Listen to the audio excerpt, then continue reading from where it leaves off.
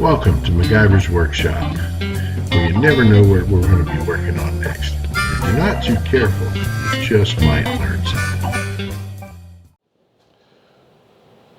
Hi there.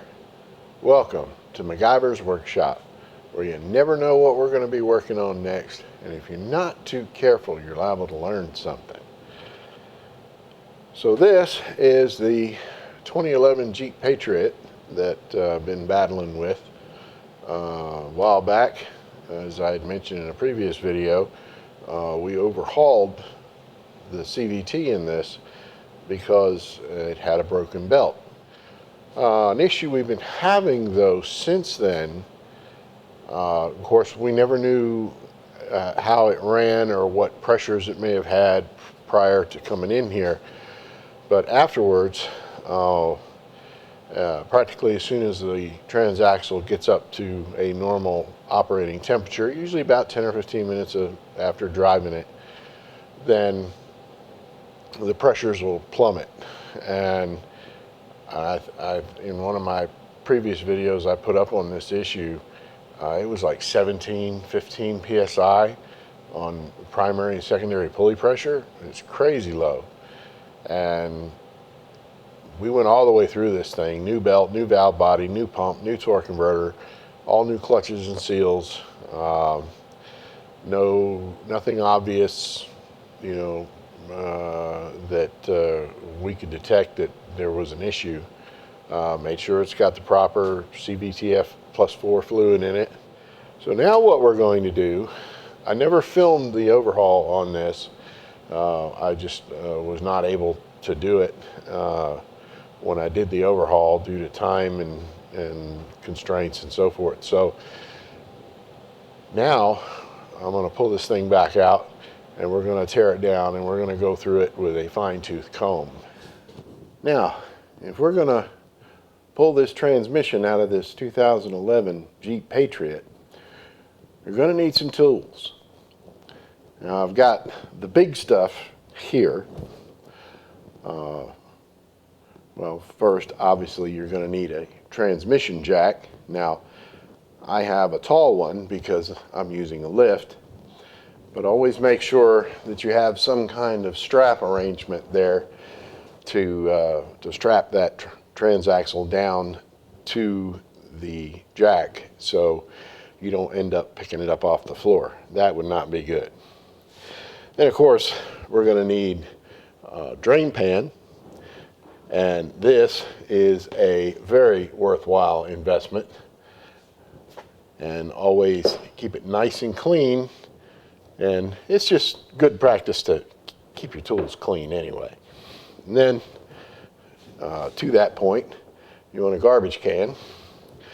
I have a rolling tool cart here with a few drawers on it and a flip up lid and everything. So I'll put all my tools and everything that I'm going to need in there.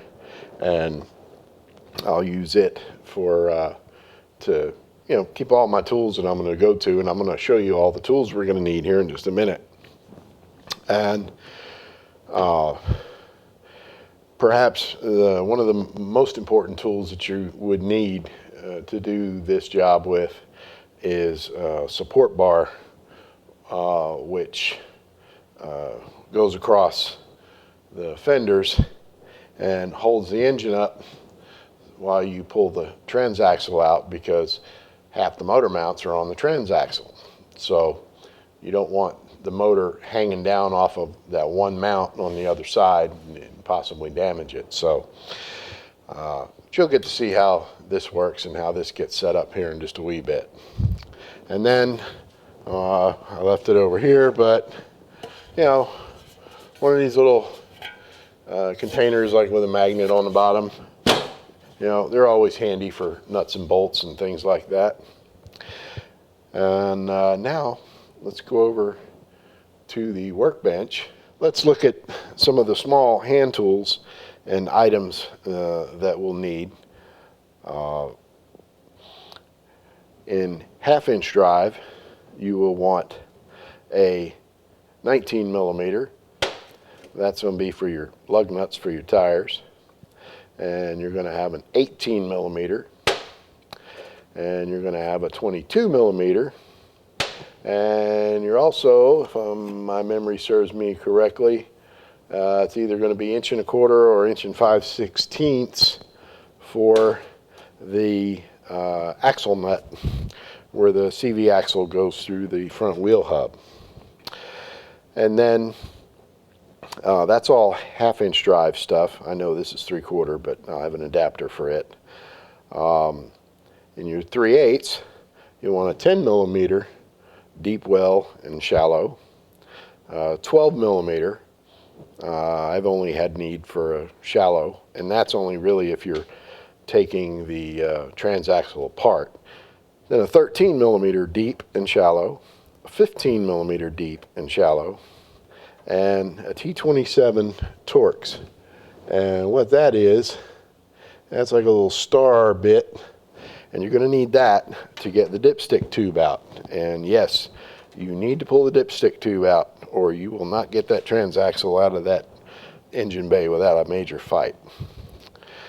And then in 1/4" drive, we have 8 millimeter deep and shallow, 10 millimeter deep and shallow, and an assortment of extensions.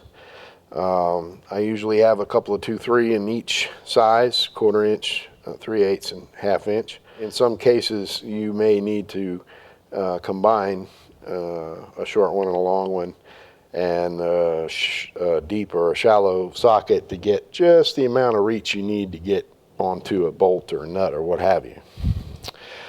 Then, speaking of those nuts and bolts, you'll want a little fishy magnet for whatever you drop down into some hitherto unknown alternate dimension. And then this one's a real important one. This is a little right angle pick. I use that for both the little plastic, there's 4 plastic little retainers that hold the underbelly plastic pan in, and also the transmission cooler lines. It'll be very helpful for getting those out. And always good to have a handy pair of long nose, long reach pliers.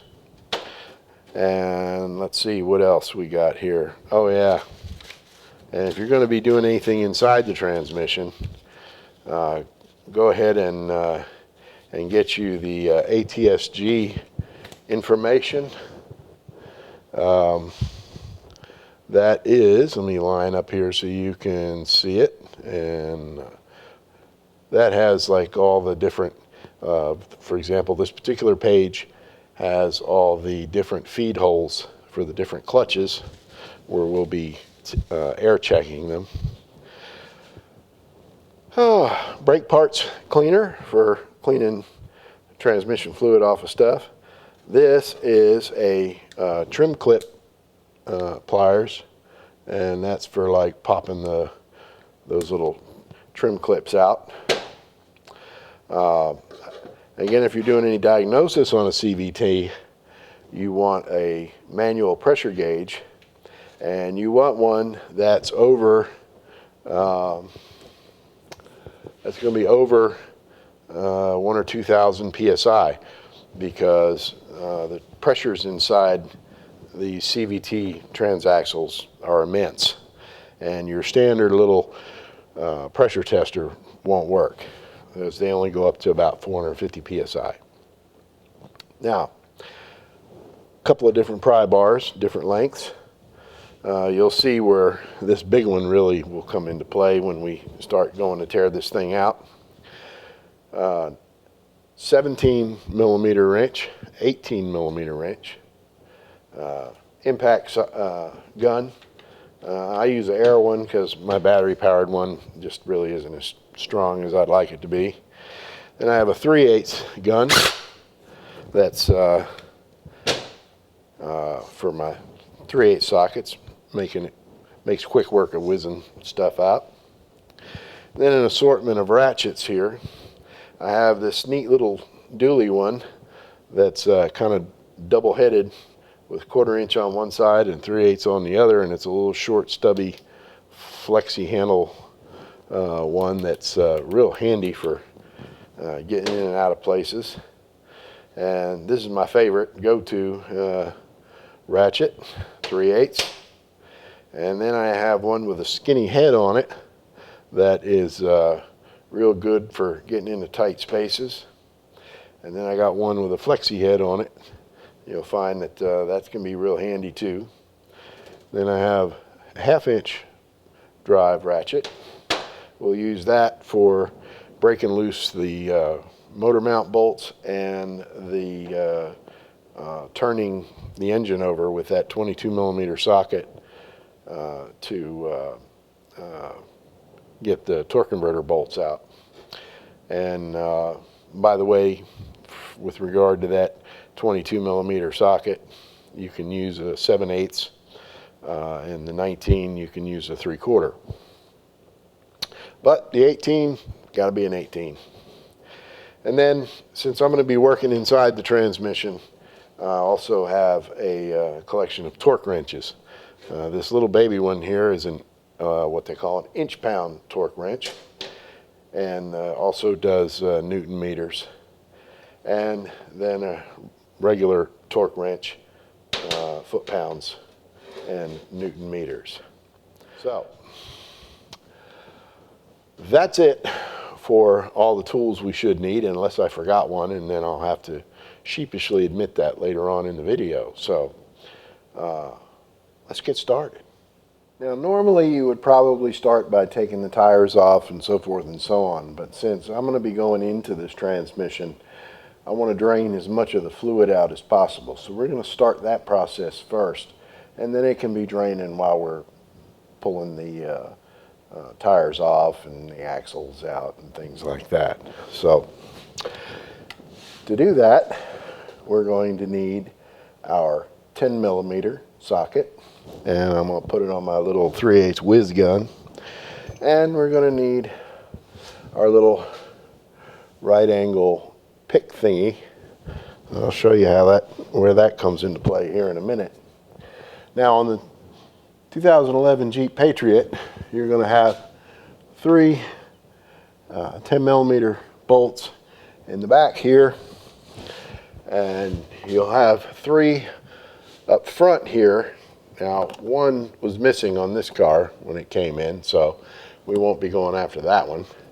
And then you've got 2 little of the plastic dammit trim clips on each side up here, and you'll see those. That's what we're going to use the little right angle pick for. So let's get these going out of here.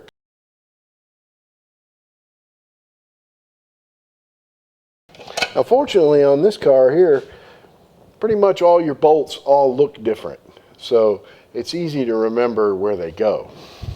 Let's reposition our camera here and have a look at where I have to pull the little plastic clips out. I like to just kind of get in there with my little pick thingy here, and you pop the little center out, and it falls right out. Just as easy as you please there. Now, focus, come on, focus. Come on, there you go. I knew you could do it. Yep, see? And what happens when the pin is pushed all the way in, it spreads these little ears out, and that's what holds it in place. But you do want to be careful when you take these loose, because they will go flying off in a parallel dimension somewhere if you're not careful.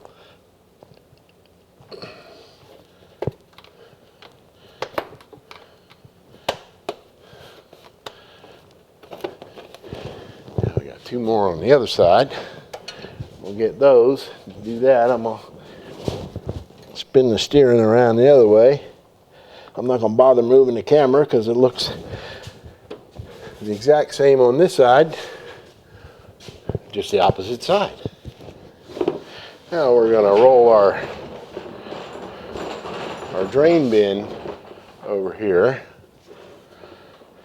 and it really helps to have this bigger funnel thing because these pans are so irregularly shaped that fluid will get everywhere. So now, all right, let's start taking the pan bolts out. This one unfortunately doesn't have any kind of drain, plug or anything, so we have to take all the bolts out and start taking them out from the lowest side. Now this pan, I believe, has 20 bolts on it. And once you get down to just a few of the bolts left up here, then you'll take them loose gently by hand, and then this bottom part of the pan will drop down, and if you're not careful, then you'll get splashed. So you want to be real careful. Now this one will probably pop off easy because it's not been on there that long, but if you're doing this the first time, it's liable to be stuck because there's guide pins on here, and you may have to kind of give it a little persuasion, and of course it will pop loose all at once, and you'll have this torrent of transmission fluid coming out of there, most likely hot if you just pulled it in. But this is going to be overnight cold, so we're fortunate here. I'll just be humiliated if I splash myself. And you can see it's starting to dribble already. And like I said, mine's coming loose real easy because it's not been on there long at all.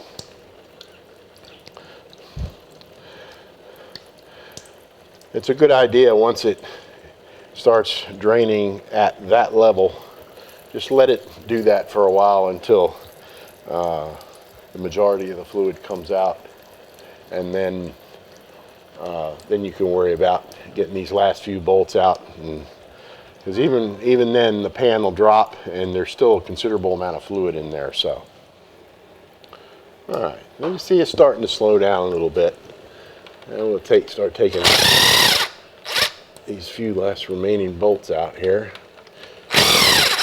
Start from the outside and work your way in, or inside work your way out. Doesn't really matter, just depends on whatever blows your skirt up. But what's important is that very last bolt.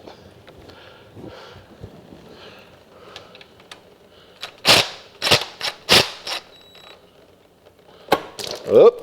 Yeah.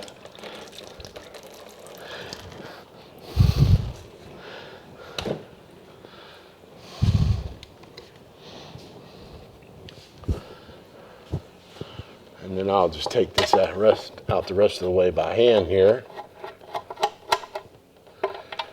And then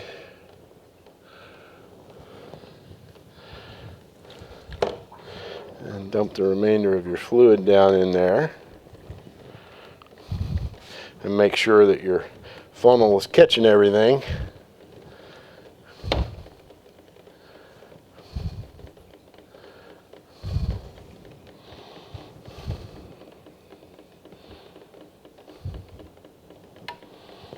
Okay, I'm just going to set my pan right there for the time being.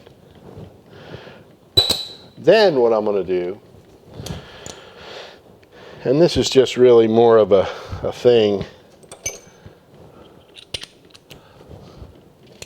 with me that I've found over time, is if you remove the filter, you'll notice a lot more fluid will start draining out of the transmission, or transaxle in this case. And once you start getting in here and start undoing bolts on this filter in this case, now some transmissions or transaxles may not have any kind of bolts holding the filter on. Well, this is really not the filter, this is just a screen. The filter on this one's actually up top side behind a cover, but this is the first, most important really, because this goes right straight into the suction side of the pump. Now, anything inside the transmission, you don't want to mix with your outside bolts because you don't want to get dirt or spooge or grease on them. So we're going to put those in the transmission pan. Now this particular CVT,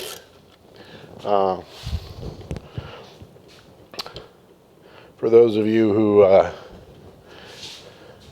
track models or makes or whatever, the 2011 Patriot used a JF011E. It's a CVT2 version of this Jatco JF011E or 011E, continuously variable transmission. And this particular one has 3 10mm bolts holding the pickup screen in. Now watch what happens when I pull this pickup screen out. Of course, there's a bunch of fluid in the pickup screen, but then we'll have a good deal more fluid drain out through the pump and the valve body.